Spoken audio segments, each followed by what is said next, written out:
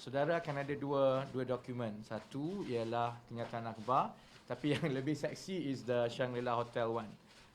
Ini adalah satu dokumen apabila kita tempah sesuatu daripada hotel, catering or function and so on. These are the macam PO, purchase order, macam PO.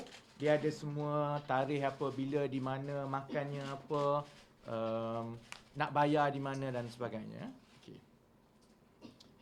Saya bacakan kenyataan akhbar.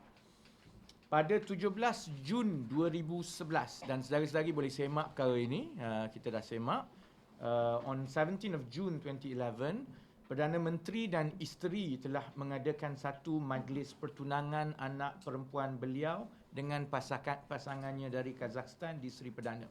I think some of you could have been there on that night. Majlis itu adalah majlis tertutup dan hanya segelintir media sahaja yang dijemput, tetapi ia dihadiri oleh pembesar-pembesar negara, tokoh-tokoh terkenal dan sahabat handai Perdana Menteri dan isteri beliau.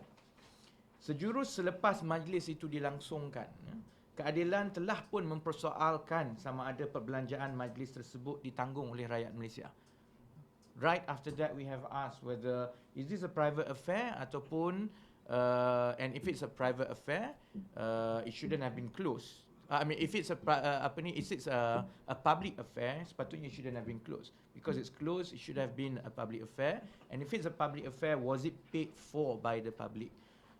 Antara orang yang pertama yang mengungkapkan perkara ini adalah Dr. Tan Ki Kwong, bekas Timbalan Menteri yang juga ahli Majlis Pimpinan Pusat Keadilan, yang menyebut bahawa ada sumber yang mengatakan bahawa ia ditanggung oleh rakyat Malaysia kerana dibayar oleh pejabat Perdana Menteri. It took us about 6 months to try to trace, dan hari ini kita dah berjaya trace dan we get the document yang saudara-saudari ada. These are the documents yang kita dapat daripada Shangri La Hotel, which is the caterer. Okay. Hari ini sebab itu kita mengukuhkan bukti kukuh bahawa majlis tersebut sebenarnya dibiayai oleh rakyat Malaysia apabila keseluruhan urusan tempahan dan pembayarannya dibuat oleh pejabat Perdana Menteri. Booking contact adalah yang berbahagia Datuk Muhammad Fuad bin Jelani. Kalau saudara-saudari ingat, Datuk Muhammad Fuad Jelani ini juga yang terlibat dalam kes yang didedahkan oleh satu laman whistleblower yang mendapat bayaran daripada beberapa orang businessman di Johor. It's the same person.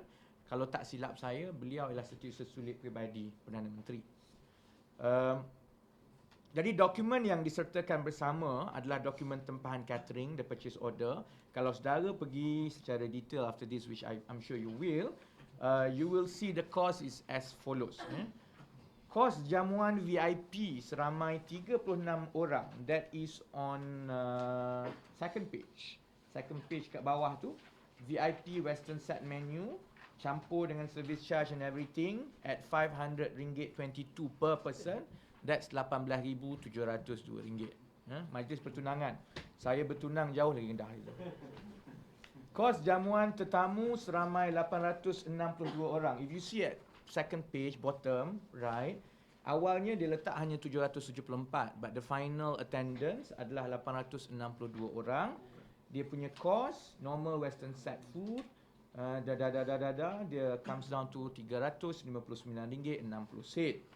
Dan kos pengendalian termasuklah everything, transportation, banquet expenses is 81,000.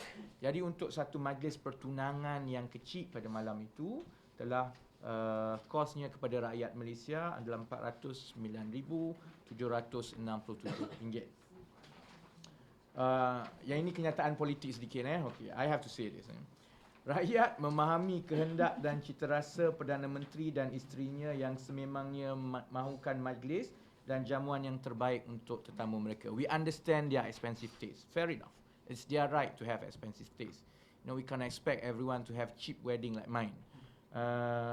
Tetapi tetamu tidak dihidangkan dengan menu rakyat satu Malaysia. This is what we want to relate. On one hand, you have Prime Minister going all over the place telling people to eat menu rakyat satu Malaysia. Berapa? RM4. You know, dalam keadaan yang susah sekarang ini.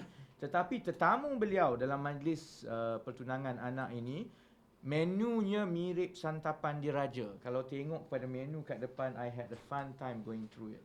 smoked salmon, marinated scallop, tuna with Thai crab mayonnaise, prawn saffron tulip, ada roasted Australian beef. I tak sure kenapa dia tak pakai NFC punya beef.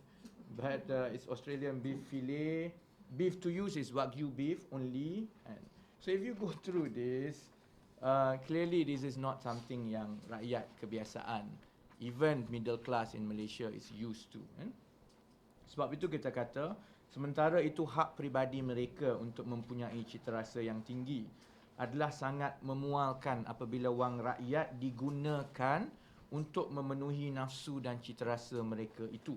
Pada masa yang sama, Perdana Menteri membayar perunding-perunding untuk membina imej seorang pemimpin yang boleh makan bersama-sama dengan rakyat dan cuba untuk menampilkan imej serba kesederhanaan.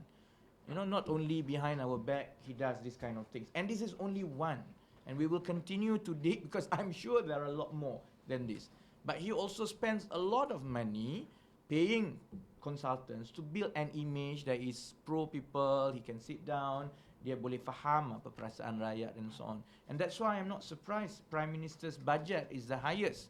In 2012, he gets about 16 billion ringgit. You know, I don't know how much out of that 16 billion is spent on scallops and Australian beef for dinners like this. Sebab itu, ini bukan perkara yang remeh. Walaupun saya tahu jumlahnya hanya RM409,000.